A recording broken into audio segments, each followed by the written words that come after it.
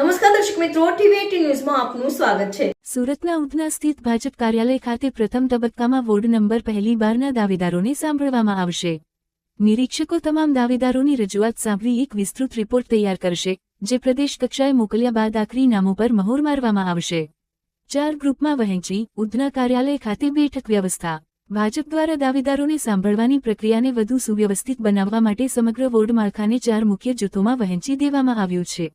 ઉધના કાર્યાલયના અલગ અલગ ફ્લોર પર આ વ્યવસ્થા કરવામાં આવી છે, જેમાં જહાંગીરપુરા, અમરોલી અને વરાછા જેવા વિસ્તારો માટે ગ્રાઉન્ડ ફ્લોર ફાળવાયો છે, જ્યારે કાપોદ્રા અને કતારગામના દાવેદારોને અપર ગ્રાઉન્ડ વોર રૂમમાં સાંભળવામાં આવશે।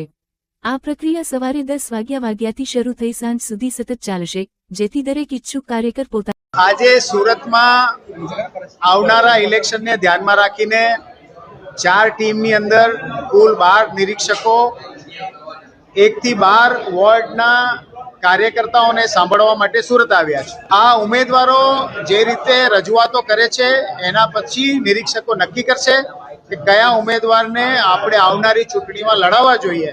આ કાર્યવાહીનો ભાગ છે। આવું કોઈ નક્કી થયું નથી। તમારી પાસે કંઈ આવ્યું હોય તો અમને જણાવજો।